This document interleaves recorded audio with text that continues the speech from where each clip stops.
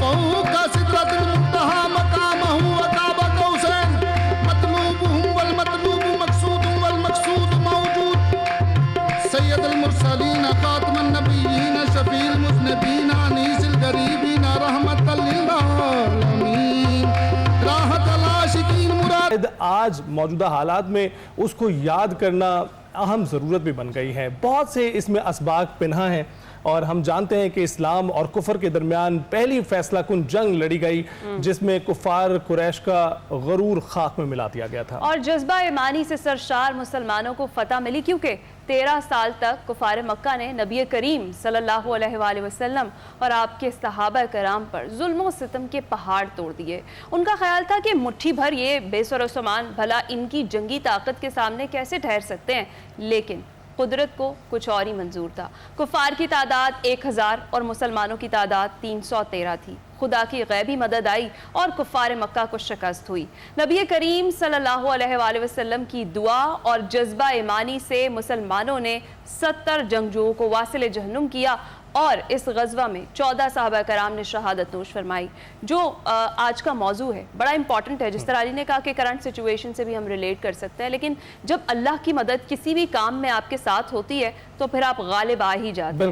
इस पर हमने मैटर नहीं करते हैं। जी हाँ, इस पर हमने बात करनी है और हमारे जो मेहमान हैं वो हमारे साथ मौजूद हैं। हमें आज जो हमारे खुसूसी मेहमान ज्वाइन कर रहे हैं उनसे हमेशा बात करना बड़ा अच्छा लगता है। उनको हम एक्सप्रेसो में भी होस्ट कर चुके हैं बहुत बार। वो बड़े ही हम्बल हैं, बड़े ही डाउन टू अर्थ हैं और जिस नाम से वो मशहूर हैं उसी नाम से उनका हम तारुफ करवाते हैं। हमारे साथ स्टार शाह मौजूद हैं, यानी आमिर शाह। कैसे हैं आप? अल्हम्दुलिल्लाह, आप लोग बताएं कैसे हैं? ठीक ठाक हैं? बिल्कुल। स्टार शाह, हम जानते हैं कि आप अपना जो एक असर छोड़ चुके हैं, एक छाप छोड़ चुके हैं और सब लोग इंटरेस्टेड हैं अब एक स्टार के बारे में जानने में। तो आप रमज़ान कैसे गुजारते हैं? इबादत में और अल्लाह को याद करते हुए और रसूल को और आले मोहम्मद को याद करते हुए जो है वो गुजार रहे हैं। बेहतरीन, सभी की तरह। हमारे साथ प्रोफेसर नासिर महमूद भी हैं। प्रोफेसर साहब कैसे हैं आप? ठीक ठाक? अल्हम्दुलिल्लाह, अल्लाह का बड़ा करम। रमज़ान ठीक गुजरा आपका? हाँ, शुक्र अल्हम्दुलिल्लाह। और प्रोफेसर फ़हद भी हमें ज्वाइन किए हुए हैं। प्रोफेसर फ़हद 17 रमज़ान हो चुके हैं और जैसे कि अक्सर हम कहते हैं कि पता ही नहीं चला। इन रियलिटी पता नहीं चला। वैसे जब फर्स्ट रमज़ान होता है तो शायद बंदे को लगता है कि कोई हमालिया हमने सर करने है, लेकिन अल्लाह ने ऐसी बरकत रखी है कि बहुत जल्दी ये गुजर रहा है और अल्लाह करे कि हमें तौफीक दे कि इसकी बरकतें समेट सकें। बिल्कुल बिल्कुल। और मौजू पर आते हैं, बड़ा इंपॉर्टेंट टॉपिक है आज का। फाज़ साहब आपसे ही आगाज़ करते हैं। यौम फुरकान आज के दिन को कितनी कम तादाद, लेकिन जब अल्लाह की मदद, मैंने कहा कि वो जब साथ होती है तो फिर नंबर्स मैटर नहीं करते। क्या कहेंगे आप? बिस्मिल्लाहिर्रहमानिर्रहीम। आज की गुफ्तगू का आगाज़ मैं अलामा के कुछ अशार से करना चाहूँगा। अलामा ने फरमाया था, बातिल से दबने वाले आए आसमां नहीं हम, 100 बार कर चुका है तो इम्तिहान हम। वाह। तेगों के साए में हम पलकर जमा हुए हैं, खंजर हिलाल का है कौमी निशान हमारा, और सालारे कारवां है मीरे हिजाज अपना। सालारे कारवां है मीरे हिजाज अपना, इस नाम से है बाकी आरामे जहां हमारा। देखें, यौम फुरकान, यौम बदर, हक व बातिल का पहला मार्का। और ये जो आपने 313 की बात की है ना, 313 symbolizes the love for Rasulullah. It symbolizes the immense devotion, sincerity, purity. वो 313 क्रीम ऑफ द क्रिएशन थे। वो 313 इस उम्मत मोहम्मदी आला साहिब सलात का मग़ज़ थे। उन 313 जैसा आसमान की आँख ने न पहले देखा है न बाद में देखा है। यहाँ तक कि सरकार दो आलम ने नाज किया उन 313 के ऊपर। आप सरकार दो आलम का दुआ का अंदाज़ तो देखें। फरमाते हैं, इलाहुल आलमीन, वो हई और कयूम है, कादिर मुतलिक है। फरमाते हैं, इलाहुल आलमीन, ये 313 मैं ले आया हूँ। अगर ये खुदा ना खास्ता हलाक हो गए, क़यामत तक तेरा नाम लेवा कोई नहीं होगा। नबी अलैहिस्सलातु वस्सलाम ने फ़ख्र किया इन 313 के ऊपर। और आयरॉनिक बात है, अनफॉर्चुनेट बात है कि हमें इन 313 का इल्म ही नहीं है कि ये 313 कौन है। मतलब इजमालन शायद इक्का दुक्का का हमें पता हो, लेकिन इनके अंदर कैसे कैसे कदावर नाम है, कैसी कैसी कदावर पर्सनालिटीज़ हैं, हमें मेन स्ट्रीम करना था। We were unable to do that. और जंग के वाक़यात से पहले एक बात देखें कि बदर किस चीज़ के लिए खड़ी है। दुनिया में फ़िलासफ़ीज़ होती हैं ना, फ़िलासफ़ीज़ एब्स्ट्रैक्ट दर्जे पे होती हैं। अल्लाह के नबी की जो आइडियोलॉजी है, जो नज़रिया है, वो फिज़िकल आपको इम्प्लीमेंट होते हुए नज़र आ रहा है। ये लफ्ज़ नहीं है कि किल्लत और कसरत के पैमाने बदल गए, किल्लत और कसरत असल में बदली। और रब्बुल इज़्ज़त की जो हिकमत है, इसको समझ लें आज सब। जब तक आप जो आपके पास टेबल पर है वो नहीं ना लेके आते, तब तक मोजज़ों का ज़हूर नहीं होता। वाह, आपको अपने सारी डिवोशन, प्योरिटी, रिसोर्सेज, जज्बे टेबल पर लाने पड़ेंगे तो आसमान से मलाइका उतरते हैं। आप टेबल पर कुछ ना लाएं, आप खौफ और दुनियादारी के अंदर मादी दुनिया के साथ जुड़े रहें और फिर मोजज़ात का तकाजा करें, खुदा ऐसा नहीं करता। बदर कॉम्बिनेशन है जज्बों का, बदर कॉम्बिनेशन है दुआओं का, बदर कॉम्बिनेशन है जो मेरे पास कम रिसोर्सेज हैं उनकी अरेंजमेंट का, उनकी तरतीब का। It is a combination of devotion, of training, of practical manifestation of my military prowess. सरकार दो आलम सल्लल्लाहु अलैहि वसल्लम ने दुआ भी की, सरकार दो आलम ने फ्लैग बेरर्स भी बनाए, सरकार दो आलम ने इन 313 के लेफ्ट फ्लैंक, राइट फ्लैंक्स, मेमना, मैसरा भी बनाए। सरकार दो आलम ने झंडे भी दिए, सैयदना हमजा को, मौला अली को, मुसाब इब्ने उमैर को, अंसारियों को उनके झंडे दिए। ये सारा जो मिलिट्री काम है वो भी किया। और वो जो पहला मार्का है, ये मैं यहाँ पे बात को कल्मिनेट करूँगा कि जब कुफार ने कहा है कि कौन है जो लड़ना चाहता है, 3 अंसारी सहाबा आगे बढ़े हैं और अबू जहल ने कहा है कि हमारी तरह के हम पल्ला लोग भेजो, इन काश्तकारों से, इन एग्रीकल्चरिस्ट से हम नहीं लड़ते। तो फिर असदुर रसूल सैयदना हमजा आए, वाह, सैयदना अलीउल मुर्तज़ा शेर खुदा असदुल्लाहिल गालिब आए और जनाब Abu Ubaida bin al Haris आए और यूं ये मार्का शुरू हुआ। हाशमियों ने, सादात ने इस मार्के का आगाज किया। वाह वाह, बहुत खूब। गुफ्तगू का सिलसिला आगे बढ़ाएंगे। एक जो हमारी ख़ास मेहमान हैं ट्रांसमिशन की, उनका तारुफ हम आपसे करवाते जाते हैं। जनाब शेफ़ सिमरन हमारे लिए रोज़ाना किचन में मज़ेदार किस्म की रेसिपी तैयार करती हैं। शेफ़ सिमरन से जानते हैं कि आज वो हमारे लिए क्या बना रही हैं। जी सिमरन, ओवर टू यू। अस्सलाम वालेकुम अली एंड हिना। माशाल्लाह से दूसरा अशरा भी इख्तिताम की तरफ है और बाज़ारों में ईद की वजह से गहमा गहमी भी मची हुई है। सब लोग बहुत ज़्यादा बिज़ी हो गए ईद की शॉपिंग में भी, मगर साथ साथ आप लोग अपनी इबादतों का, रोज़ों का भी ख्याल रखें और बैलेंस करें। ये नहीं कि पूरा दिन हम लोग सिर्फ बाज़ार में निकाल लें और रोज़ों की इबादतें स्किप कर दें। और उसी के साथ साथ आज हम बनाने वाले हैं बॉक्स पेटीज़। बॉक्स पेटीज़ का नाम आप लोगों ने पहले सुना होगा और ये बहुत ही इजीली बनने वाली रेसिपी है। हाई टी, दावत और इफ्तार की टेबल पे भी अच्छी लगती है और झटपट बनने वाली है। तो जब तक मैं अपनी प्रिपरेशंस कर रही हूँ बॉक्स पेटीज़ की, आप लोग हमारे साथ रहिएगा। बहुत शुक्रिया सिमरन, हम जानेंगे ज़रूर आज क्या ख़ास बन रहा है। और ग़ज़वा बदर पर बात हो रही थी जिसके मुतल्लिक़ प्रोफेसर नासिर साहब का भी मौक़िफ़ जानेंगे, लेकिन इस ब्रेक के बाद हमारे साथ जुड़िए रहेगा क्योंकि अभी तो गुफ्तगू का आगाज़ हुआ है।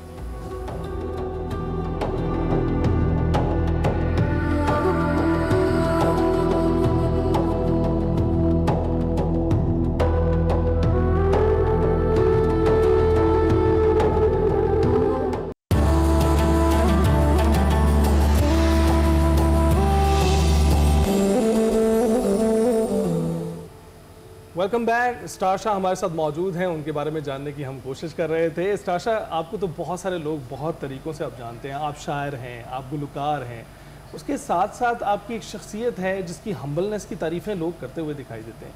आपको अपनी शख्सियत का कौन सा हिस्सा सबसे ज़्यादा पसंद है? मैं ये समझता हूँ कि जो कुछ भी है वो मेरे वालिदैन की वजह से है। अगर मेरे अंदर कुछ ऐसा महसूस करते हैं बाकी सब लोग, तो ये महर में डाउन टू अर्थ रहना या हम्बल रहना, ये शायद यही चीज़ आपको आगे लेके जाती है। और अल्लाह ताला की ज़ात पे तवक्कुल होना ये बहुत इम्पॉर्टेंट है। तो मैं तो हर टाइम अल्लाह ताला से मांगता रहता हूँ। और कभी मिला है आपको? मिल ही रहा है, हमेशा हर बार मिल रहा है, अभी भी मिल रहा है, पहले दिन से मिल रहा है। और मुझे यकीन है कि वो ज़ात कभी भी नाउम्मीद नहीं करती बेशक, अपने बंदे को, बेशक। तो मैं तो उससे हम कलाम बातें करते रहता हूँ जी। अच्छा, यही फिर वजह है कि जो आपकी शायरी है, जो अगर हम 2 AM की खाली बात करें, जी। उसके अंदर जिन पहलुओं पे आपने बात की है, जो आपका रैप है पूरा, वो तो बिल्कुल मुख्तलिफ है किसी भी एक गाने से। मतलब उसमें बड़ा लेसन है, उसमें वो बात है जो सोसाइटी में इर्द गिर्द आप अपने महसूस कर रहे होंगे। तो आप जो शायरी करते हैं, जो शायर होते हैं अमूमी तौर पर बड़े सेंसिटिव तबका समझा जाता है सोसाइटी का, तो यही कनेक्शन है जो आपको हम्बल रखे हुए है। अब हम सबसे पहले दुनिया में जो है ना वो कनेक्शन ढूंढते हैं, लोगों से उम्मीदें लगाते हैं। तो ये 2AM के पीछे भी यही है कि मतलब बहुत से लोग आपकी ज़िंदगी में आते हैं और फिर आपको पता चलता है कि असल नहीं है, ये धोखा है। असल वही है। असल वही है, How हकीकत do you है। know? तो ये बिल्कुल। मेरे ख्याल में ये दुनियावी जो मामलात हैं वो आप उनसे मायूस होकर फिर असल की तरफ चले जाते हैं। अच्छा, लेकिन दुनियावी वाकयात होते हैं जो आपको असल की निशानदेही करते हैं। जी, वो होने आपकी ज़रूरी ज़िंदगी में भी ऐसे वाकयात हुए होंगे? बहुत सारे। बहुत सारे हुए। वो आपको उस तरफ मोड़ देते हैं जब आपको पता चल जाता है कि बाकी सब नकल है, दुनिया जो है ना वो एक धोखा है धोखा है। जी। बिल्कुल, तो उनके बारे में शेयर कीजिएगा। शुरुआत तो हम लोग फैमिली से करते हैं कि आपकी फैमिली में जब आप कुछ कर रहे होते हैं तो आपके घर से ही जो है वो आपकी मुखालफत शुरू हो जाती है, आपके खानदान के लोग ही आपके मुखालिफ हो जाते हैं कि किधर टुर पे है, इसको इज्जत कैसे मिल रही है, क्यों मिल रही है, ये कामयाबी की तरह रास्ते पे क्यों चल रहा है। बिल्कुल। तो फिर इस तरह जो है मुझे लगता है कि इंसान अगर अल्लाह ताला के साथ हर वक्त राब्ते में है और उससे मांगता रहता है, तो फिर जहाँ अल्लाह ताला की ज़ात ने आपको लेके जाना होता है, जो आप ड्रीम कर रहे होते हैं, मैनिफेस्ट कर रहे होते हैं, अल्लाह ताला ऐसा से फिर वहाँ आपको ले जाता है। अरे बड़ी खूबसूरत बात आपने की है। बिल्कुल नासिर साहब, हम यौम फुरकान की बात कर रहे हैं, मौजू पर वापस आते हैं। जिन सहाबा की अभी दलेरी और जुरत की हम बात कर रहे थे, उनके हवाले से तो नबी पाक सल्लल्लाहु अलैहि वसल्लम ने बशारत भी दी थी। कुछ रिवायात में यह है कि ये उम्र भर कोई नेकी ना भी करें तो भी ये जन्नती हैं। इनके फ़ज़ाइल के हवाले से ज़रा बयान करें। बिस्मिल्लाह वल्हम्दुलिल्लाह वस्सलातु वस्सलामु अला रसूलिल्लाह व अला आलिहि व सहबिहि व मन तबिअहु व मन वाला। देखिए, बात यह है कि ग़ज़वा बदर यौमुल फ़ुरक़ान यौमुल तक़ल जमआन वल्लाहु अला कुल्लि शैइन क़दीर। अल्लाह रब्बुल इज़्ज़त हर चीज़ पर क़ादिर है। अल्लाह ने ये जो फ़तह अता फ़रमाई, मुसलमानों को हमेशा तादाद की ज़रूरत नहीं रही, तादाद में हमेशा ही कम थे और फ़तह की शक्लें भी बदलती रही हैं। फ़तह हमेशा एक शक्ल में नहीं रही। आप देख लें, यहाँ तो कोई 1-3 का कुछ तनासब था ना बदर में, करबला में हमारा ये तनासब भी नहीं था। वहाँ की फ़तह हमारी और शक्ल में हुई थी जिसको आज तक कोई नहीं सर कर सका। हुज़ूर सफ़रत आलम सल्लल्लाहु अलैहि वसल्लम का इम्तिहान बहुत दफ़ा हुआ। रसूलुल्लाह का इम्तिहान तो मक्की पूरी ज़िंदगी आका का इम्तिहान था। रसूलुल्लाह ने अकेले भी इम्तिहान गुजारा। ये बदर तो और लेवल पर है, हम उसकी तरफ भी आते हैं। मगर जब ताइफ में आका तो जहाँ सल्लल्लाहु अलैहि वसल्लम तने तनहा थे, उहुद के बाद एक बार सईदा उम्मुल मोमिनीन सईदा आयशा सिद्दीक़ा रज़ियल्लाहु तआला अन्हा ने पूछा था, या रसूलुल्लाह सल्लल्लाहु तआला अलैहि वसल्लम, आप पर उहुद से ज़्यादा सख्त भी कोई दिन गुजरा है? आका ने फरमाया, आयशा हाँ गुजरा है, वो ताइफ का दिन था। फरमाया उन लोगों ने अपने बदमाश और बदकमाश लोग रास्ते में खड़े कर दिए थे, मैं चलता था, मेरे ऊपर पत्थर फेंकते थे। आयशा, मैं उन्हें कुरान की तरफ दावत देता था, अल्लाह की तरफ दावत देता था, मेरे पूरे जिस्म से खून बह रहा था। जो कदम मैं ज़मीन पर रखता था उस पर पत्थर लगता था, कदम उठाता दूसरा रखता, उस पर मेरे जूते, मेरे नालैन मेरे अपने खून से भर गए थे। उस दिन फरिश्ते ने आके हुज़ूर सल्लल्लाहु अलैहि सल्लल्लाहु अलैहि वसल्लम से पूछा था, या रसूलल्लाह, अगर आप हुक्म फरमाए तो दोनों पहाड़ों को जोड़ के इनको ख़त्म कर दें। मगर आका ने फरमाया था, मुमकिन अल्लाह इनको हिदायत दे, अल्लाहुम्मा हद कौमी फ़इन्नहुम ला यअलमून। मक्का का ये दौर गुजारने के बाद जब रसूलुल्लाह सल्लल्लाहु अलैहि वसल्लम मदीना में आ गए, मक्का को छोड़ना भी हुज़ूर अलैहिस्सलाम के लिए आसान नहीं था। हुज़ूर के असहाब किस मुश्किल से, और जब वो आखिरी दिन हुज़ूर अलैहिस्सलाम के कत्ल की साजिश कर रहे थे, तब जाके रसूलुल्लाह ने इस शहर को छोड़ा। जो आपके दादा की यादें थी, जिसमें आपकी उम्मुल मोमिनीन सैयदा खदीजा की यादें थीं, आपकी वालिदा माहिदा की यादें थीं, आपके अपने बाबा की यादें थीं, जनाब सैयदना अबू तालिब की यादें थीं। रसूलुल्लाह मक्का नहीं छोड़ना चाहते थे, मगर उन लोगों ने प्लान कर लिया था, लियुस्बितू का औ यक़्तुलू का औ युख़रिजू। कुरान कहता है कि या तो आपको कैद कर लिया जाए, या आपको कत्ल कर दिया जाए, या आपको शहर से निकाल दिया जाए। जब उन्होंने प्लान किया तो फिर रसूलुल्लाह सल्लल्लाहु अलैहि वसल्लम को अल्लाह ने इजाज़त दी, ए मेरे हबीब अब यहाँ से निकले। और रसूलुल्लाह अपने हाथ में वो कंकरियाँ जो शाहतुल वजूह आका ने करके फेंकी थी और सारे के सारे सोते रह गए। आका दो जहां सल्लल्लाहु अलैहि वसल्लम मक्का से निकल के मदीना आ गए। अब जब मदीना पहुंचे तो यहाँ उनकी साजिशें फिर ख़त्म नहीं हुई। अब ये जो समझने वाली बात है, उनकी साजिशें फिर ख़त्म नहीं हुई। मुसलमानों को तंगी में रखा, तकलीफ़ में रखा। यहाँ के यहूद के साथ वो करते थे, एग्रीमेंट करते थे, साजिशें कंस्पिरेसीज करते थे। मुसलमानों को यहाँ भी मुसलसल तंग रखते थे। तब जाके हुजूर सल्लल्लाहु अलैहि वसल्लम ने सोचा कि इनको माशी तौर पर कमज़ोर किया जाए। जब मक्का वाले जब तक माशी तौर पर, ये मुसलमानों के ही वसाइल थे जो ये मुसलमान छोड़ के मक्का में आए थे, उन्होंने किसी को साथ कुछ लाने तो दिया नहीं था। मुसलमानों के ही वसाइल, उन्हीं वसाइल के साथ मुसलमानों को ही तंग कर रहे थे। तो आका दो जहां ने फरमाया वो जो एक लश्कर इनका अबू सुफियान का गया हुआ है, उस लश्कर को रोक लिया जाए। ये मक्का वाले 2 बार साल में जो इलाफ कुरैश इलाफिम रहलत अश्शिताए व सैफ, गर्मी और सर्दी का एक लश्कर होता था। आका ने चाहा इस काफिले को मैं रोक लूं ताकि मुआशी तौर पर यह कमज़ोर हो जाए और हमें यहाँ पर मुस्तफ़वी इनकलाब के लिए, रसूलुल्लाह के अपने दीन की मजबूती के लिए और रियासत मदीना की मजबूती के लिए काम करने दें। नबी करीम अलैहिस्सलाम ने उस लश्कर को रोकने के लिए अपने साथ जिन सहाबा को लिया, इनको बड़ा लश्कर सामने आ गया। अब फिर इनकी फजीलत की बात आगे करेंगे। जी हाँ, जरूर, बिल्कुल करेंगे। गुफ्तगू का सिलसिला यहीं से आगे बढ़ाएंगे एक छोटे से वक्फे के बाद।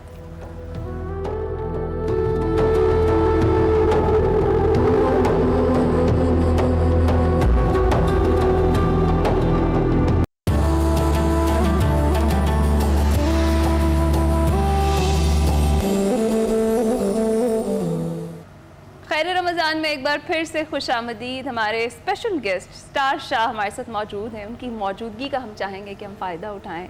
हमारी इस ट्रांसमिशन में हम चाहेंगे हमारे नाजरीन को कोई कलाम आप सुनाना चाहेंगे? जी हाँ जी, वो एक बहुत खूबसूरत कलाम है, फ़िक्र फ़न सिर्फ अली हैं या अली के बेटे। वाह वाह वाह। तो मैं उसके लिए कोशिश करता हूँ। ज़रूर, अल्लाह ताला कबूल फरमाए। प्लीज़।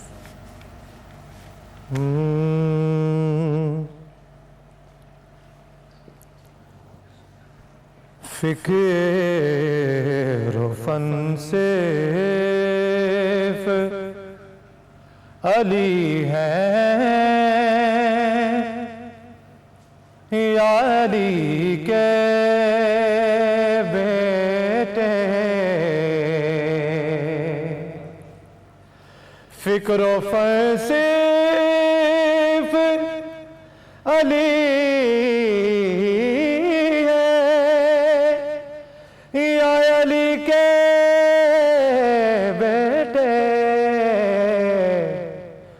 अब लगन सिर्फ अली है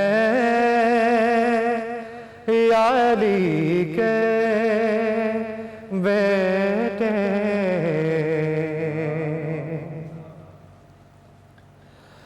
बुत बनाने में तो शामिल थे कबीले सबके। बुत बनाने में तो शामिल थे कबीले सबके, पर बुत शिकन सिर्फ अली है या अली के बेटे। बुत शिकन सिर्फ अली है या अली के बेटे। फ़िक्र फ़न सिर्फ अली है या अली के।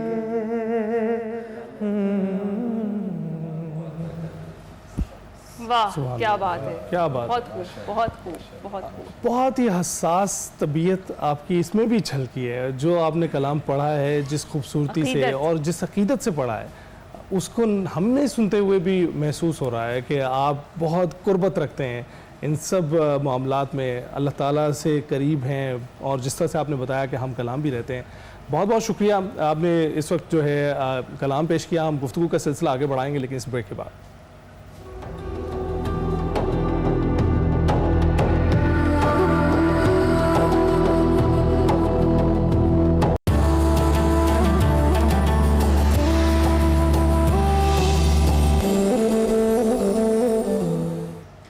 रमज़ान में एक बार फिर से खुशामदीद। गुफ्तगू का सिलसिला वहीं से आगे जोड़ते हैं।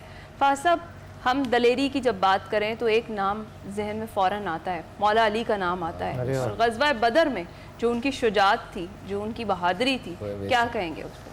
बिस्मिल्लाहिर्रहमानिर्रहीम। क्या खूबसूरत सवाल आपने पूछा है। और बदर के 2 हीरोज़ हैं दुनियावी तौर पर, जनाब अमीर हमज़ा और जनाब हैदर करार। बहुत सी रवायात में आता है कि दोनों ने 22 लोगों को, सरदारों को वासिले जहन्नुम किया। 24 का अदद भी आता है। हज़रत अली के बारे में तो 37 तक का भी अदद आता है, यानी हज़रत अली अकेले, यानी इन 2 हस्तियों ने 70 चीफ्स वासिले जहन्नुम हुए, और कम से कम इन दोनों ने 50 से 60 वासिले जहन्नुम किए। अल्लाह अल्लाह। ये जो बोझे अली आपको बाद में नज़र आता है ना, उसका एक रीज़न है कि बदर के अंदर इन सारों के जो बड़े थे वो उनका कला कमा हुआ था, वो आगे ट्रांसफ़र हुआ है। क्योंकि लोगों को कहीं ना कहीं अपने बाप दादा की याद तो आती है ना, कहीं ना कहीं। तो वो जो बाद में आपको एक नज़र आता है, दुनिया के अंदर बहुत सी इस तरह के नैरेटिव्स हैं कि एक जनरेशन की कोई दुश्मनी हुई, लेकिन वो भूल गए कि इधर अली की दुश्मनी ज़ाती दुश्मनी नहीं है, ये अल्लाह और उसके रसूल सल्लल्लाहु अलैहि वसल्लम का जो दुश्मन है वो हैदर करार का भी दुश्मन है। और वो जो पहला ड्यूएल हुआ है जिसकी तरफ मैंने इशारा किया, दू बदू जंग से आगाज़ हुआ ना, यह अरबों की रवायत थी। तो उनके 3 बड़े सरदार आए, उतबा, वलीद, शैबा। और सरकार दो आलम सल्लल्लाहु अलैहि वसल्लम की भी कुर्बान जाएं, जो मिराकुलस ज़ात है। एक दिन पहले जब दुआ फरमाई है और अल्लाह की तरफ से मदद का इशारा हुआ, तो आपने फरमा दिया यहाँ पर उतबा गिरेगा, यहाँ पे वलीद गिरेगा, यहाँ पे शैबा गिरेगा, यहाँ पे अबू जहल गिरेगा। आका ने बता दिया एक दिन पहले। और इस वॉर और बैटल के आगाज़ में भी आका ने हाथ में कंकरियाँ थी, आपने फेंकी, और वो पूरे 1000, कोई फर्द ऐसा नहीं था जिसमें वो कंकर उनको ना लगाओ। और सरकार दो आलम ने फरमाया वहाँ पे भी सल्लल्लाहु अलैहि वसल्लम फेंकते हुए कि इनके चेहरे बिगड़ जाएं। और कुरान ने कहा, हबीब जो कंकरियाँ आपने फेंकी, आपने नहीं फेंकी, हमने फेंकी। कुरान है। और उस वक्त जब वो आए Utba, Shaiba, Walid, and they called out कि कौन है जो हमसे लड़ेगा, और 3 अंसारी सहाबा मदीने के कंपेनियंस आगे बढ़े, तो उन्होंने कहा कि ये तो हमारे बराबर ही नहीं है, ये तो बेचारे काश्तकार लोग हैं, ये वॉरियर्स नहीं है। मोहम्मद हमारे हम पल्ला भेजो सल्लल्लाहु अलैहि वसल्लम। तो सरकार दो आलम ने फिर कहा, हमजा तशरीफ लेके जाएं, अली उल मुर्तज़ा जाएं, Abu Ubaida bin al Haris जाएं। और एक स्ट्राइक से अमीर हमजा का टाइटल था असदुर रसूल, द लायन ऑफ रसूलुल्लाह सल्लल्लाहु अलैहि वसल्लम। What a handsome tall man. ये वो हस्ती हैं कि जब जनाब फ़ारूक आज़म इस्लाम ला रहे थे और अभी पता नहीं था कि क्या मामला होगा, तो इनका तारीखी फ़िक्र है कि अगर उमर की नीयत ठीक है तो ठीक है, वरना मैं इनकी तलवार से इनका सर कलम कर सकता हूँ। He was such a warrior, such a brave man. और ये बदर के अंदर मौजूद हैं। एक स्ट्राइक से फिन्नार किया, अली उल मुर्तज़ा आगे बढ़े, एक स्ट्राइक से फिन्नार किया। हज़रत Abu Ubaida bin al Harith the third Hashmi got injured, और ये पलट के इन हस्तियों ने फिर उनको जो तंग कर रहा था उनको भी फिन्नार किया। और ये पहले 3 सरदारों का जैसे कत्ल हुआ इन एन इंस्टेंट, लश्करे दुश्मन के अंदर एक हूं का आलम था। They could not imagine, Utba, Waleed, Shaiba, ये लोग एक स्ट्राइक की ताब नहीं ला सकेंगे और ये फिन्नार हो जाएंगे। और जो एक मिरेकल एक और वहां पे ज़हूर हुआ ना कि मलाइका की फौजें आ रही हैं, शैतान मरदूद एज अ ह्यूमन फॉर्म वहां पे मौजूद था, और मलाइका आए हैं और शैतान डिसअपियर होना शुरू हो गया। उसने कहा, मैं वो देख रहा हूँ, तुम नहीं देख रहे, time to go. Professor Nasir, आपने जिस तरह से पहले बात की, मईशत की भी बात की, आपने बात की कि किस तरह से ये जो नंबर्स हैं ये मैटर नहीं करते हैं कि हम देखते हैं 313 एक तरफ, हज़ारों एक तरफ, और फिर आज के दौर में भी हम देखते हैं मईशत जो है, लोग इसका चर्चा करते हैं कि हमारी मईशत इतनी है, हमारे पास फ़ौज इतनी है। ये जज्बा ईमानी किस तरह से बदल देती है सब चीज़ों को? देखें ये बात यही है, जज्बा ईमानी ही था मुसलमानों के पास तमाम गज़वात में, यही एक जज्बा था। ताकत सारी तो मक्का में थी ना, मेट्रोपॉलिटन सिटी था, उन्होंने सारा कुछ कर लिया था। और मदीना में आने वाले जो मुहाजिरीन थे इनको सब कुछ छीन लिया था इनसे। यानी किसी बंदे को हिजरत करते हुए अपना माल साथ लाने की इजाज़त नहीं थी। रास्ते में खड़े हुए उन्होंने कहा जो जो कुछ तुमने यहाँ कमाया छोड़ के जाओ। ये सारा मुहाजिरीन का माल मक्का में पड़ा हुआ था। उन्होंने इसको, और फिर जाहिर है बड़ा उकाज का मेला होता था, या लोग काबा के तवाफ़ के लिए आते थे, दुनिया भर से काफ़िले यहाँ पर आते थे। तो मक्का जो है वो खुशहाल था इस बुनियाद पर। मदीना में तो काश्तकारी थी जिसमें आके मुहाजिरीन साथ शामिल हो गए, वो एक के हिस्से में दूसरा भी साथ भाई शामिल हो गया। अब हुजूर सल्लल्लाहु अलैहि वसल्लम का यही बुनियादी मकसद था, जिस वजह से आपने अबू सुफियान के लश्कर को रोकने का इरादा किया कि ये लोग जब 2 लश्कर इनके आ जाते हैं हर साल में 2 बार, तो फिर ये मुसलमानों को बार बार तंग करते हैं। और मुसलमान चाहते भी यही थे। अल्लाह ताला ने फरमाया था नबी करीम अलैहिस्सलाम से, वइज़ याइदुकुमुल्लाहु इहदा त्वाइफतैन अन्नहा लकुम, 2 ग्रोह है, एक अबू सुफियान का, एक अबू जहल का, इनमें से एक आपके लिए है, एक के साथ आपका आमना सामना होगा।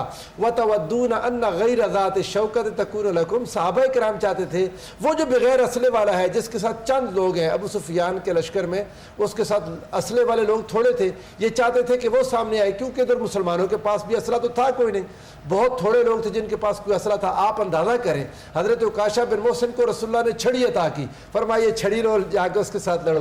हजरत असलम के बेटे थे, उनको अंसारी साहबी, उन्हें छड़ी आका अलैहिस्सलाम ने खजूर की दी, फरमाया इसके साथ तुम लड़ो। इनके पास कुछ था ही नहीं, किसी के पाँव में जूती नहीं थी, किसी के पास सवारी नहीं थी, किसी के पास लड़ने के लिए तलवार नहीं थी। इस बेसरो सामानी के आलम में ये निकले थे अबू सुफियान के लश्कर को पकड़ने के लिए। अल्लाह रब्बुल इज़्ज़त ने उस बड़ा लश्कर जो अबू जहल का आया था उसका सामना करने का इरादा कर लिया। क्यों?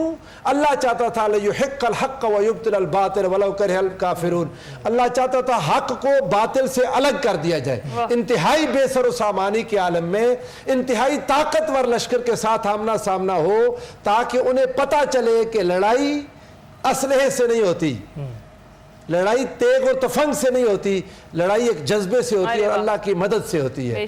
और वो मदद जब अल्लाह की उतरी, फरिश्ते तो मुसलमानों के इत्मीनान कल्ब के लिए थे, लड़ना तो मुसलमानों ने था, मगर हुआ क्या, वो आसमानों के फरिश्ते भी बाकी फरिश्तों से अफजल हो गए जो ग़ज़वा बद्र में उतरे थे, और मुसलमानों में भी वो मुसलमान अफजल हो गए जो बद्र में लड़े थे। वाह वाह, बड़ी बड़ी खूबसूरत। अच्छा स्टार्शर, जिस तरह हम जिक्र कर रहे हैं और हम ये बात कर रहे हैं कि जब डिवाइन की हेल्प होती है, जब अल्लाह की मदद होती है, तब हमें नंबर्स मैटर नहीं करते, तब हमारी अपनी मजबूरियां या वो चीज़ें मैटर नहीं करती, उस वक्त सिर्फ अल्लाह का साथ होता है। तो आपने भी जिक्र किया कि हर चीज़ में अल्लाह से ही मदद मांगी जाए और उसका साथ ही मांगा जाए तो इंसान कामयाबी की तरफ जाता है। कितना ज़रूरी है रिलेट करना या जुड़ना? मुझे ऐसा लगता है कि दुनिया में जितने भी रिश्ते हैं वो एक तरफ है, लेकिन हमारा सबसे मजबूत रिश्ता अल्लाह ताला की ज़ात का होना चाहिए। बेशक। मेरा ये मानना है कि जब मैं माँ के पेट में था तब भी वही था मुझे संभालने वाला, अब मैं दुनिया में हूँ अभी भी वही ज़ात है। जब मैं दुनिया से चला जाऊँगा और जब जन्नत दोज़ख के फैसले होंगे, जन्नत में जाया जाएगा, तब भी तो हर जगह मुझे लगता है कि जो सबसे बड़ा और मजबूत रिश्ता ना मेरा खुदा के साथ होना चाहिए।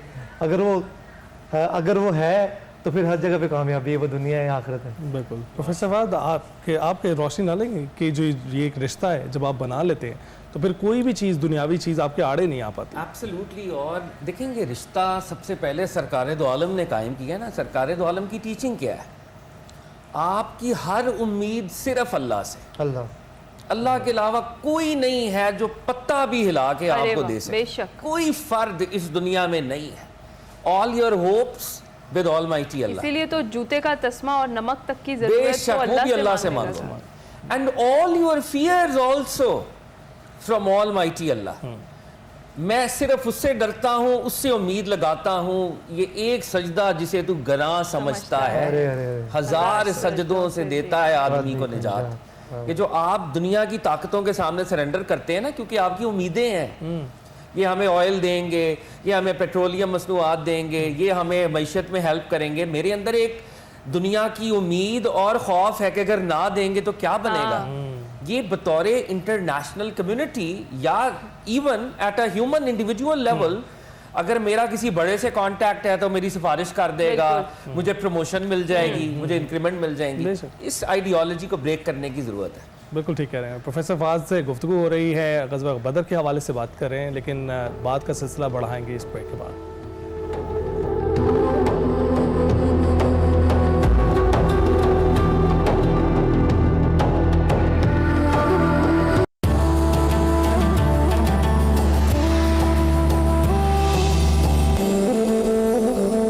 खैर रमज़ान में एक बार फिर खुश आमदीद। मौजू को कंक्लूड करते हैं, स्टाशा से शुरू करते हैं। स्टाशा, आप बताइएगा कि कभी ज़िंदगी में इतनी तारीकी हो गई हो कि हर दर से जो है आवाज़ या मदद आना बंद हो गई हो और आपने सोचा हो कि आप कहीं से कोई मदद नहीं आएगी और फिर कोई रोशनी की किरण फूटी हो?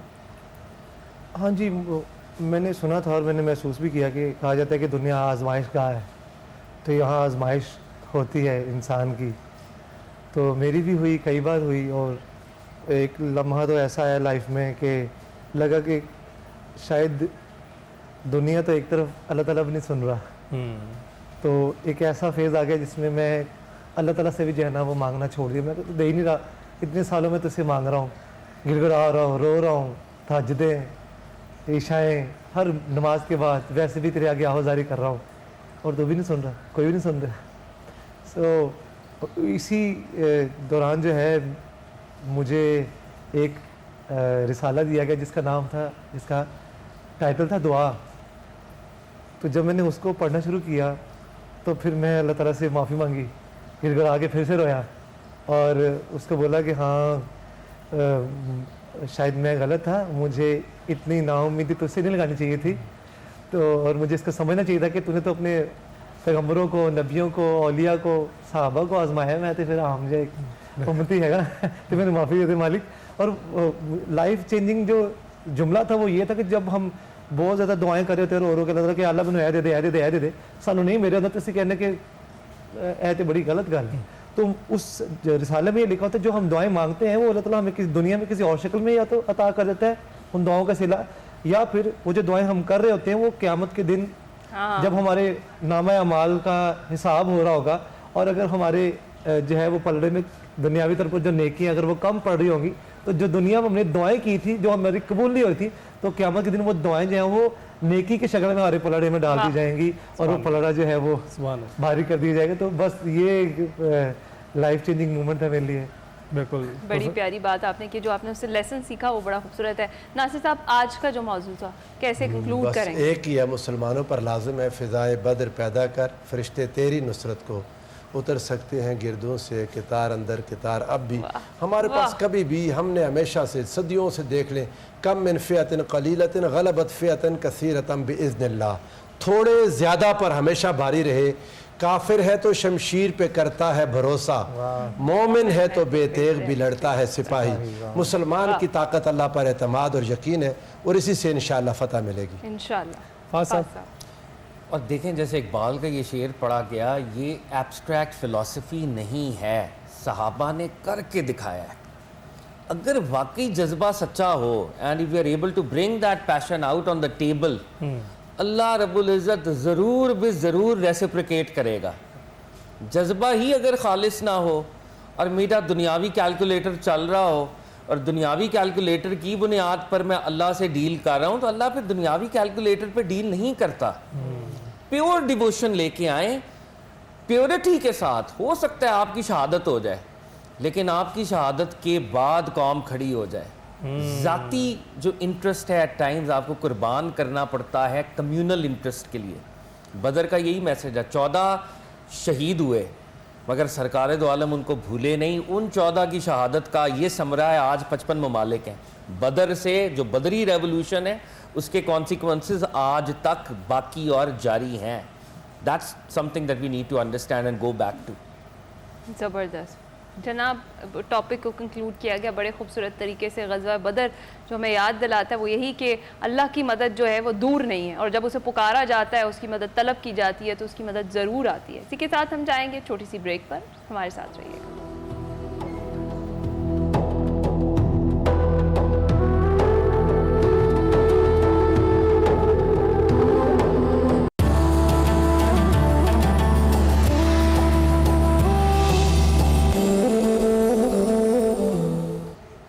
रमज़ान में एक बार फिर से खुश आमदीद जनाब। एक रिवायत जो है वो हमने बरकरार रखी है, वो ये है कि रोज़ एक नए मौजू पर बात करते हैं, उस मौजू पर बड़ी ज़बरदस्त किस्म की गुफ्तगू होती है, बड़ी रहनुमाई हमारे जो मेहमान हैं, जो प्रोफेसर साहिबान हैं, वो हमें देते हैं उस हवाले से। आज हमने ग़ज़वा बदर की बात की, इस्लाम की पहली फ़तह की बात की, किस तरीके से मुसलमानों ने कुफ़ार को शिकस्त दी, और ये बात की कि जब अल्लाह की मदद तलब की जाती है तो वो ज़रूर मिलती है। उस वक्त कोई तादाद मायने नहीं रखती, 313 मुसलमान और उनके आगे हज़ारों कुफ़ार किस तरीके से शिकस्त दी, किस तरीके से अल्लाह ताला ने अपनी मदद मुसलमानों को अता की, और बड़े बेहतर तरीके से, बड़े खूबसूरत तरीके से इस टॉपिक को हमारे मेहमानों ने कंक्लूड किया। हमारे जो खुसूसी मेहमान स्टार शाह हमारे साथ मौजूद थे, उन्होंने 4 चांद लगाए आज खैर रमज़ान को, इतनी खूबसूरत उन्होंने इतना प्यारा कलाम पेश किया और अपनी ज़िंदगी का जो बड़ा मुश्किल एक्सपीरियंस था वो हमारे साथ शेयर किया, जिसमें हम रिलेट कर सकते हैं कि जब अल्लाह को पुकारा जाए तो वो ज़रूर सुनता है। अब जनाब वापस अपने ज़रा किचन में चलते हैं और जो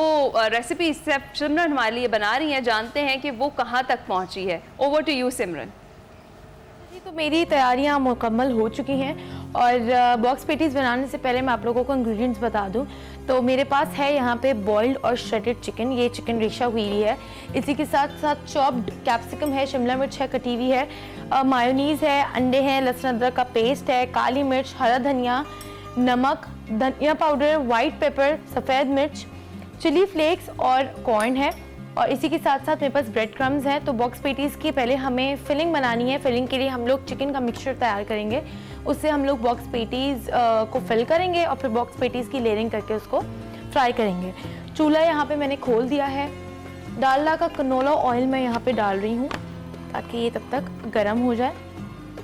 डालडा का जो कनोला ऑयल है वो 2 टाइम्स रिफाइंड है और इसकी कनोला ऑयल में vitamin A, D and E है और ओमेगा 3 एंड 6 है। और पकाने से पहले हम सबसे इम्पॉर्टेंट काम कर लेते हैं, वो है हाथ धोने का, क्योंकि सबसे ज़्यादा जो बीमारियां होती है वो हमारे हाथों से स्प्रेड होती हैं। तो खाना बनाने से पहले आप लोग मेक श्योर करें कि आप लोगों के हाथ साफ़ हों। और मैं यहाँ हाथ धो रही हूँ लाइफबॉय के सोप से। ये लाइफबॉय ने एक नया वेरिएंट निकाला है और लाइफबॉय देता है आपको और आपकी फैमिली को 100% स्ट्रॉन्गर जर्म प्रोटेक्शन। और जितनी देर में आप लोग सोप इस्तेमाल करें पानी बंद रखा करें, क्योंकि पानी भी साथ साथ बहुत वेस्ट होता है। और इसी के साथ साथ आप लोग देख सकते हैं कि इस सोप से कितना सारा हमारा जो है झाग निकल रहा है। इसको मैं वॉश कर लेती हूँ। और लाइफबॉय की फ्रेगनेंस भी बहुत, इसकी खुशबू जो है वो बहुत अच्छी, प्लेजेंट और बहुत ही रिफ्रेशिंग भी है।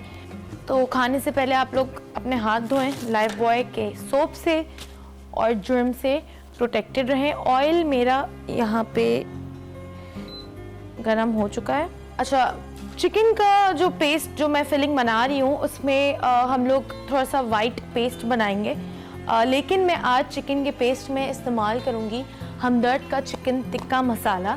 ये मेरा go to chicken tikka masala है, क्योंकि हमदर्द के जो जितने भी मसाले हैं वो बहुत ही जायकेदार हैं, ऑथेंटिक हैं और इसीलिए ट्रस्टेड फॉर जनरेशंस हैं। और झटपट जो है, मुझे अगर कोई फिलिंग और कोई चिकन का मिक्सचर बनाना होता है मैं चिकन टिक्का मसाला इस्तेमाल कर लेती हूँ और जल्दी से बहुत मज़ेदार चिकन का पूरा मिक्सचर मेरा तैयार होता है। कर लेते हैं।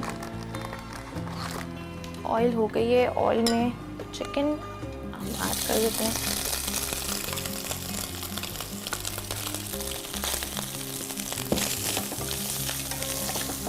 ये चिकन बॉइल्ड और श्रेडेड है। आप लोग चाहें तो बोनलेस चिकन क्यूब्स भी इस्तेमाल कर सकते हैं, उससे भी बहुत अच्छा और मज़ेदार सी फिलिंग इसकी बन जाती है।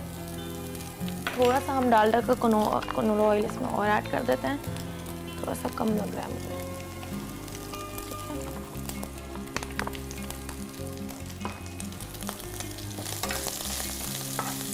कुकिंग करते वक्त जब मैं डालडा इस्तेमाल करती हूँ तो मैं बिल्कुल टेंशन फ्री होती हूँ, बिकॉज़ डालडा कोलेस्ट्रॉल फ्री है।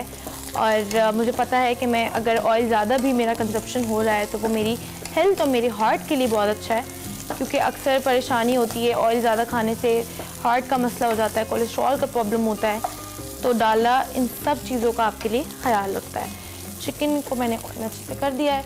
इसके बाद हम यहाँ पे 1 टीस्पून लहसुन अदरक इस्तेमाल कर रहे हैं और ये आधा कप मायोनीज़ मेरे पास रखी हुई है, वो मैं पूरी अपने पेस्ट में डाल रही हूँ। कुछ भी नहीं करना है, दिए हुए इंग्रेडिएंट्स को आपको सारे मिक्स करके इसका अच्छा सा पेस्ट बना लेना है। इसमें हम लोग अपने मसाले ऐड कर देते हैं।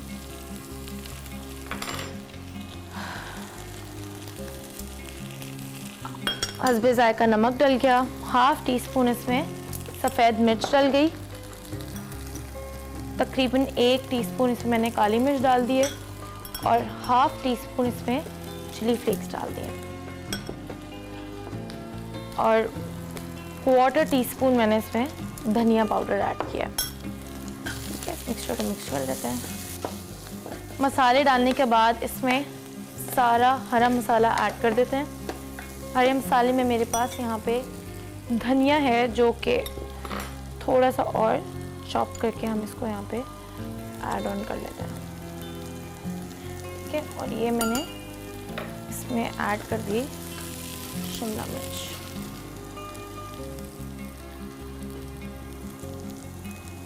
इसी के साथ साथ मैं आप लोगों को बताती चलूँ कि हमारे शो खैर ख्वान के साथ ताउन किया है कई ब्रांड्स ने, जिसमें शामिल है हमदर्द के मसाले और रूह अफ़ज़ा, डालडा का ऑयल, ग्लूसर्ना और इंश्योर वर्ल्ड का नंबर 1 न्यूट्रिशनल सप्लीमेंट है। It helps you keep active and healthy. और ग्लूसर्ना जो है वो डायबिटिक पेशेंट्स के लिए बहुत अच्छा है। और इसी के साथ साथ हमारे पास पीक फ्रेंड्स का सुपर है, 7 अप है और सब्रोसो के फ्राइड आइटम्स और चिकन है। जो ब्रेड्स आप लोगों को बॉक्स पेटीज़ के लिए नज़र आ रही हैं, करना हमने ये है कि कटिंग बोर्ड पे, चूल्हा इसका ऑफ कर देते हैं, कटिंग बोर्ड पे इस ब्रेड को बेलन से हमें अच्छे से फ्लैटन करना है। क्योंकि मैं बॉक्स पेटीज़ के बॉक्सेस बनाऊंगी और उसके लिए मुझे ब्रेड बिल्कुल पतली फ्लैट चाहिए, तो इसको बेलन से पहले राउंड कर लेते हैं।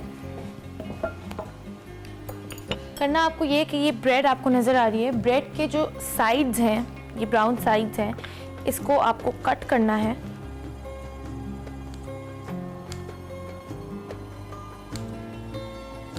ठीक है, ये इसके साइड्स कट हो चुके हैं। ये ब्रेड अब मेरी इस तरह की जो है नज़र आ रही है, इसको मैंने एम्प्टी कर दिया है।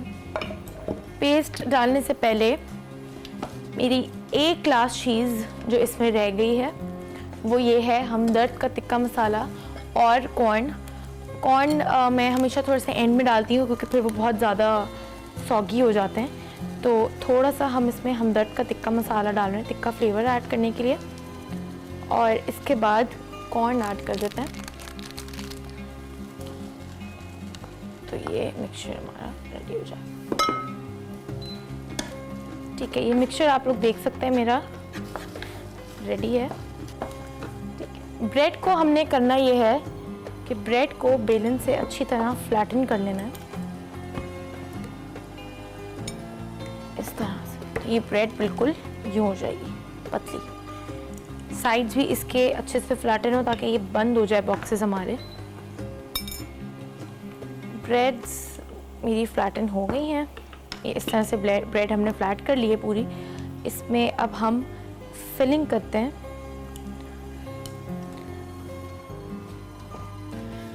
अच्छा, मिक्सचर को अपने मैं इसमें डाल देती हूँ क्योंकि मुझे फ्राइंग के लिए ये पैन चाहिए होगा। इसके साथ साथ ब्रेड क्रम्स की नीड है अब हमें, और अंडा हम लोग जो है तोड़ लेते हैं।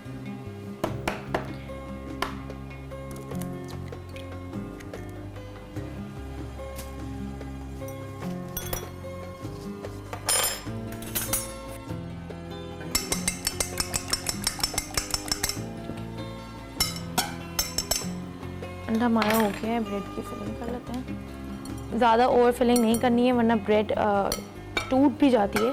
तो अपने हमारी ब्रेड है भी छोटी वाली, तो हमें इसको बिल्कुल लिमिटेड फिलिंग करनी है।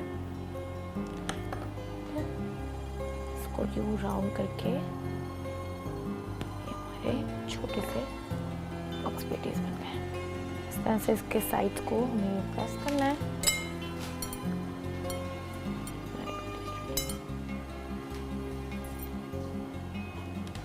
ठीक है, जब तक इसकी फिलिंग कर रहे हैं ऑयल गरम करने के लिए रख देते हैं ताकि ऑयल हमारा रेडी हो।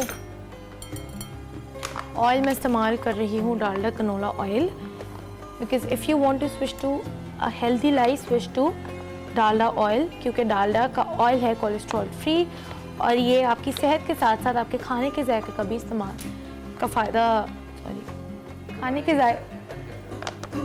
के जायके का भी ख्याल रखता है। ये हमारे पेटीज इस तरह से रेडी है। ये इसके साइड्स हो जाते हैं। जब तक ऑयल गर्म हो रहा है तब तक हम लोग बॉक्स पेटीज़ की लेयरिंग कर लेते हैं। लेयरिंग बहुत आसान है, आप लोगों को सिर्फ इसको अंडे में डिप करना है और अंडे में रैप करके ब्रेड क्रम्स में रैप करना है और आप लोगों की बॉक्स पेटीज़ की लेयरिंग हो जाएगी। आप लोग चाहें तो कॉर्नफ्लोर की भी लेयर लगा सकते हैं और ब्रेड क्रम्स की लेयर डबल भी कर सकते हैं, बट फिर वो बहुत ज़्यादा हैवी बॉक्स पेटीज़ बहुत हैवी हो जाता है, तो मैं एक ही लेयरिंग इसमें कर रही हूँ।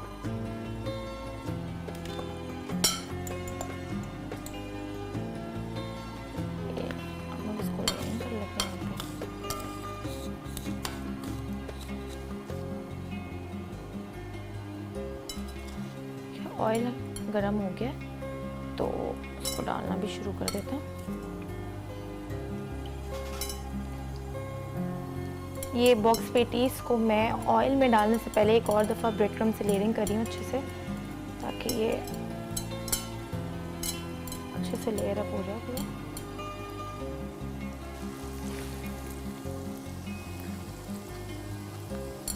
ठीक है, बिल्कुल हमें जो है हल्की आंच पे इसको करना है क्योंकि ये ब्रेड है और ये बहुत जल्दी फ्राई हो जाती है।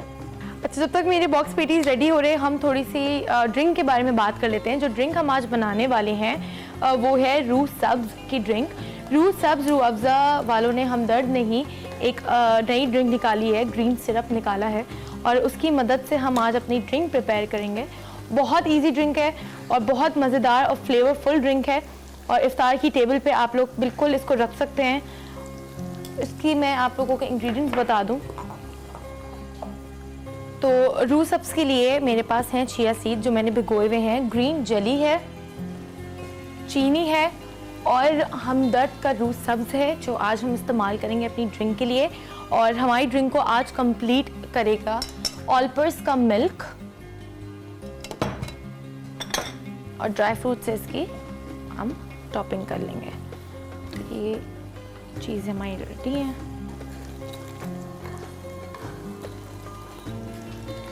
बॉक्स पेटीज हमारी रेडी हैं और ये सर्व करने के बाद ड्रिंक की तैयारी हम लोग कर लेते हैं। रोज़ों में अक्सर डिहाइड्रेशन का प्रॉब्लम बहुत होता है, एनर्जी लेवल्स बहुत लो हो जाते हैं, तो हमदर्द के जो रूह अफ़ज़ा और रूह सब्ज़ है वो आपकी मदद करता है एनर्जी लेवल्स को वापस ठीक करने में, डिहाइड्रेशन का प्रॉब्लम ठीक करने में। और रोज़े के वक्त हमें कुछ रिफ़्रेशिंग और कुछ एनर्जाइजिंग चाहिए होता है, तो रूह अफ़ज़ा और रूह सब्ज़ ये दोनों चीज़ें इफ्तार की टेबल को कंप्लीट करती हैं और आपकी हेल्प करती हैं वो एक एनर्जाइजिंग ड्रिंक बनाने में और उसको प्रोवाइड करने में। ये बॉक्स पेटीज़ हमारे रेडी हैं।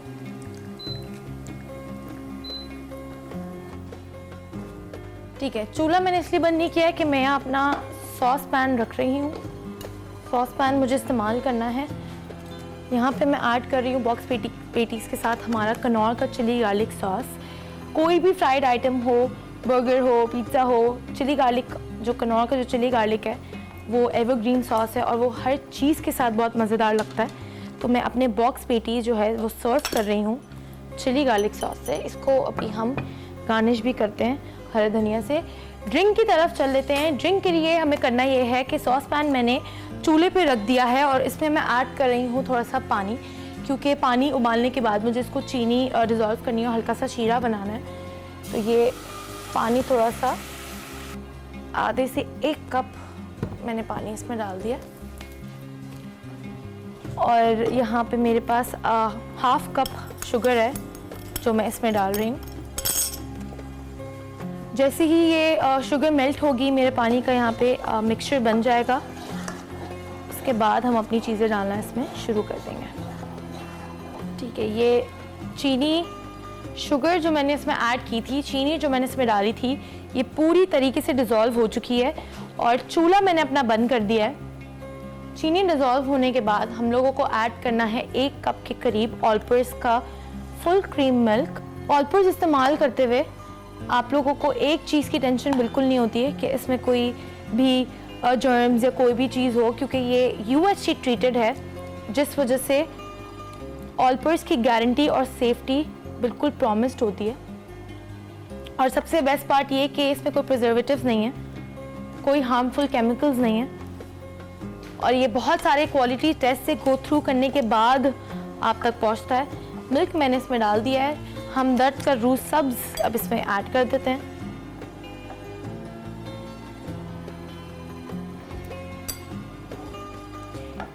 ये मिक्स करके आप लोग देख सकते हैं कलर इसका बिल्कुल चेंज हो गया है। अच्छा, ग्लासेस हम यहाँ पे ले लेते हैं।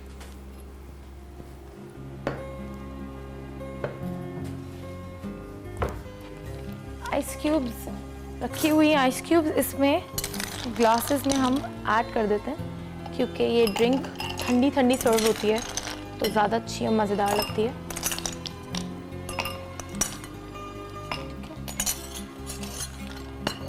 वो सब ऐड हो गया है। इसके बाद इसमें चिया सीड्स ऐड कर देते हैं, जो कि भिगो के यहाँ पे। अच्छा, अब इसमें ऐड करना है तो बलंगा इसके ये सीड्स भिगोए हुए रखे हुए हैं, तो ये 2.5 टेबल स्पून इसमें मैं ऐड कर रही हूँ अपने सीड्स। और इसके बाद ऐड करना है हमें इसमें जेली। आप लोग जेली के चाहें तो और छोटे छोटे बिल्कुल जैम जैसे स्लाइसेस भी कर सकते हैं। यहाँ पे क्यूब्स कट करी है मैंने। ड्रिंक ऐड कर लेते हैं इसमें।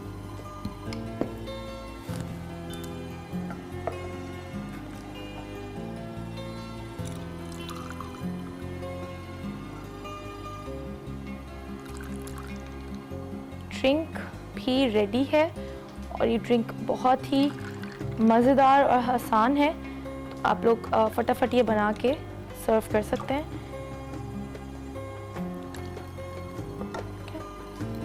इस पे गार्निशिंग कर लेते हैं ड्राई फ्रूट्स की।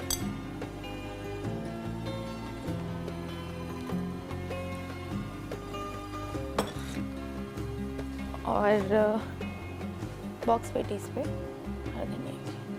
ठीक है, तो हमारी आज की रेसिपी बॉक्स पेटीज और रूह सब्ज़ की ड्रिंक हमारी रेडी है। मुझे उम्मीद है कि आप लोगों को ये रेसिपी अच्छी लगी होगी। मिलते हैं एक और नई रेसिपी के साथ। अपना ख्याल रखिएगा। अल्लाह हाफ़िज़।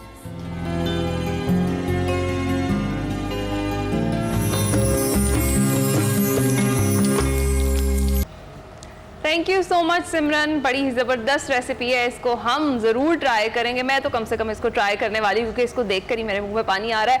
और जितने आसान तरीके से आपने बनाना सिखाई है तो ज़रूर ट्राई करेंगे जनाब। इसके साथ ही अपने तमाम मेहमानों के भी हम शुक्रगुजार हैं, प्रोफेसर फाद अली काज़मी, प्रोफेसर नासिर महमूद और हमारे जो ख़ास मेहमान हैं स्टार शाह। हम आपके बहुत मशकूर हैं कि आपने खैर रमज़ान को अपनी आमद से 4 चांद लगाए। इसी के साथ हम आपसे अब चाहेंगे इजाज़त। मुलाकात आपसे होगी कल। अपना ख्याल रखिएगा। अल्लाह हाफ़िज़।